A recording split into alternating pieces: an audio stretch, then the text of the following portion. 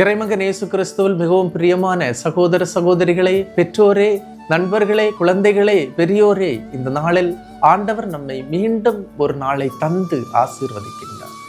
நன்றி சொல்லுவோமா? ஆண்டவரே, உம்மை போற்றுகின்றோம், உம்மை புகழ்கின்றோம், உமக்கு நன்றி கூறுகின்றோம்.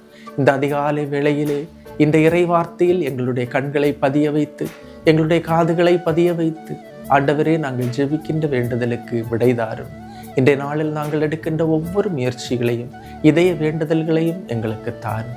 எங்களுடைய மன்றாட்டுகள், விண்ணப்பங்கள் ஈடேறுவதற்கு உம்முடைய தூய ஆவியின் அருள் எங்களை வழி நடத்தட்டும்.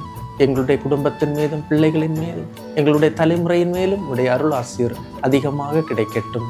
ஆமென். அன்புமிக்கவர்களே, இன்றைய நாளிலே நாம் தியானிப்பதற்காக எடுத்துக்கொண்ட இறைவார்த்தை யோவான் எழுதிய நற்செய்தி 15ஆம் அதிகாரம் 6-7 இறைவார்த்தைகள். என்னோடு இணைந்து இராதவர் கொடியை போல தரித்து எறியப்பட்டு உலர்ந்து போவார். அக்கொடிகள் கூட்டி சேர்க்கப்பட்டு நெருப்பிலிட்டு எரிக்கப்படும். அடுத்த இறைவார்த்தை, நீங்கள் என்னுள்ளும் என் வார்த்தைகள் உங்களுள்ளும் நிலைத்திருந்தால் நீங்கள் விரும்பி கேட்பதெல்லாம் நடக்கும். கொடியை போல தரித்து எறியப்பட்டு உலர்ந்து போவார் என்று இறைவார்த்தை சொல்லுது. நீங்களும் நானும் வாழ்க்கையில் உலர்ந்து போனவர்களை பார்த்திருக்கின்றோம். நிறைய நபர்கள் வாழ்க்கையில் உலர்ந்து போயிருக்கின்றார்கள். உலர்ந்து போன வாழ்க்கை, உலர்ந்து போன கனவுகள், உலர்ந்து போன எதிர்பார்ப்புகள். அவர்களிடம் நல்ல எதிர்பார்ப்புகள் இருந்தது.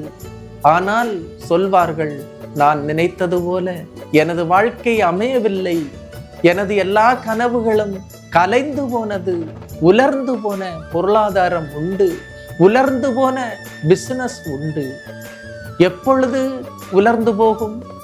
அன்புமிக்கவர்களே, பணம் இல்லாமல் உலர்ந்து போகும். கண்டிப்பாக திறமை இல்லாமல் உலர்ந்து போகும்.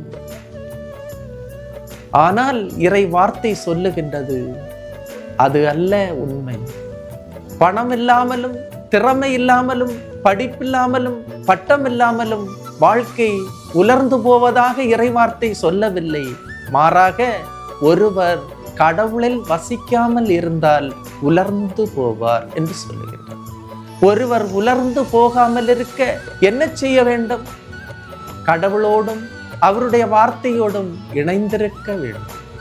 அவ்வாறு இணைந்திருக்கின்றவரின் வாழ்க்கை, அவ்வாறு இணைந்திருக்கின்றவர்களின் குடும்பம், வியாபாரம், பிசினஸ் உலர்ந்து போவதில்லை.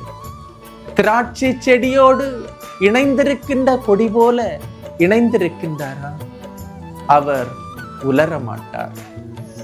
காரணம், செடி கொடியை உலர அனுமதிப்பது இல்லை. கொடிக்கு தேவையான ஊட்டசக்தியை செடி கொடுக்கும். நீங்கள் என்னுள்ளும் என் வார்த்தைகள் உங்களுள்ளும் நிலைத்திருந்தால் நீங்கள் கனி தருவீர்கள், உங்கள் விருப்பம் நிறைவேறும் என்று இறைவார்த்தை சொல்லுகிறார். யாருடைய வாழ்க்கை உலர்ந்து போனதாக நீங்கள் காண்பீர்கள்?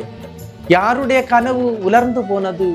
திராட்சை செடியோடு இணைந்திருக்காத கொடி உலர்ந்து போனது.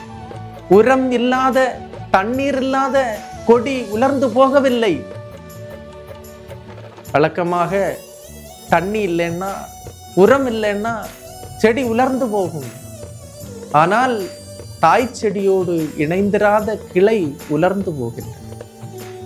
நான் பெரியவன், நான் செல்வன் என்று கூறி கடவுளை மறந்து வாழ்ந்தவர் உலர்ந்து போன வரலாறு உண்டு.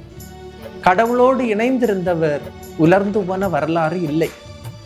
எனவே இன்றைய நாளிலே இந்த இறைவார்த்தையின் ஆற்றல் அபிஷேகம் நமக்கு கிடைக்க ஜெபிக்கும். தாய் செடியோடு அந்த கொடி இணைந்திருப்பது போல நாமும் கடவுளோடு இணைந்திருப்போம், கனி தருவோம். ஆண்டவருடைய அருள் நம்மில் இருக்கட்டும். அவருடைய இறைவார்த்தை நம்முள் இருந்து ஆண்டவரில் நாம் இருந்தோம் என்றால் அனைத்தும் நமக்கு கிடைக்கும். நம்முடைய கனவுகள் நிறைவேறும். நாம் விரும்பி கேட்பதெல்லாம் கடவுள் இன்று நமக்கு தருவார்.